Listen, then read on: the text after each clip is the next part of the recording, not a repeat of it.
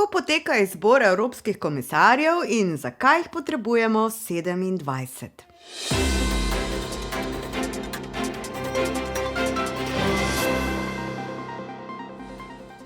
Pozdravljeni v evropskih stoječih novicah.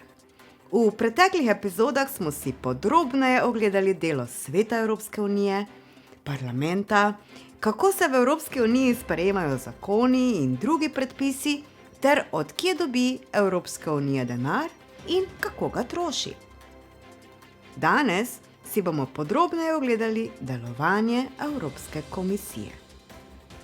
Gre za glavni izvršilni organ Evropske unije, ki jo skupaj s predsednikom komisije sestavlja 27 komisarjev.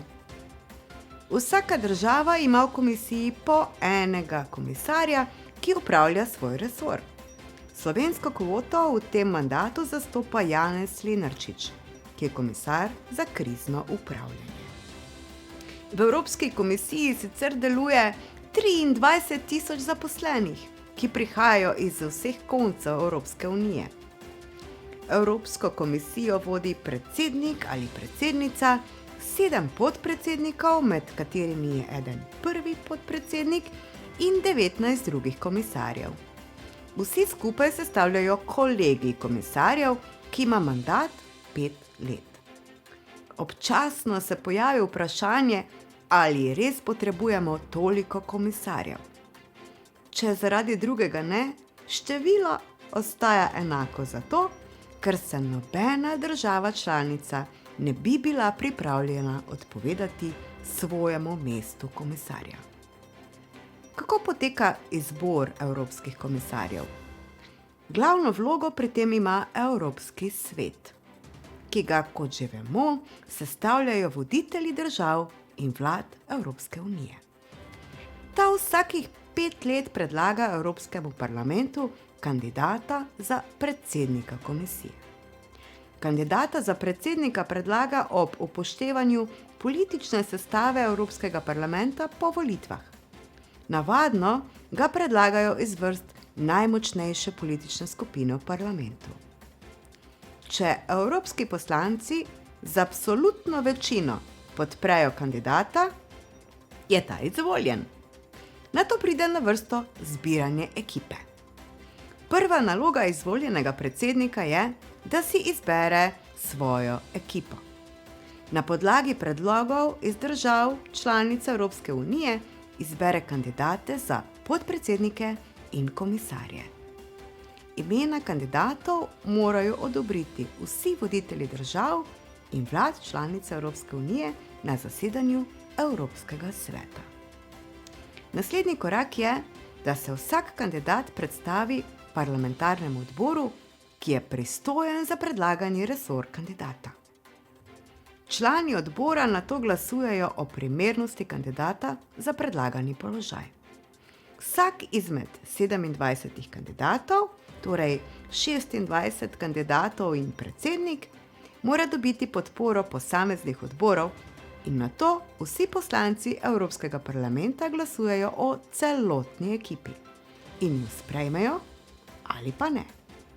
Po glasovanju in odobritvi v parlamentu komisarje imenuje Evropski svet. Evropski parlament pa lahko, ukolikor je z delom komisarjev nezadovoljen, kolegij komisarjev tudi razpusti. In kako delo opravljajo evropski komisarji? Ne glede na to, da vsak izmed komisarjev prihaja iz ene izmed držav članic, morajo komisarji delovati v dobro celotne Evropske unije in ne lastne države.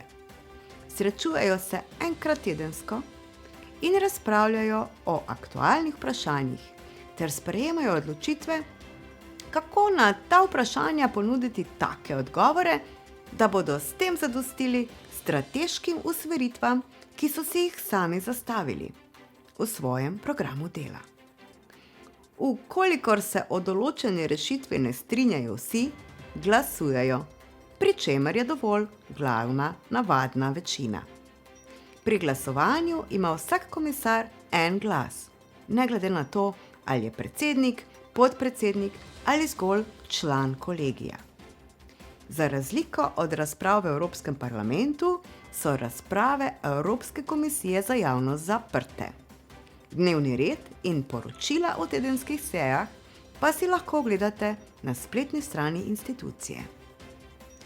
Predsednik ali v aktualnem primeru predsednica Evropske komisije Ursula von der Leyen ima sicer na glasovanju prav tako en glas kot vsi ostali komisarji. Ima pa, ne glede na to, precej večjo vlogo. Odloči o tem, kateri zakonodajni postopek se nadaljuje, komisarjem razdeli njihove portfelje, ki jih lahko kasneje tudi kadarkoli spreminja. Toliko za danes.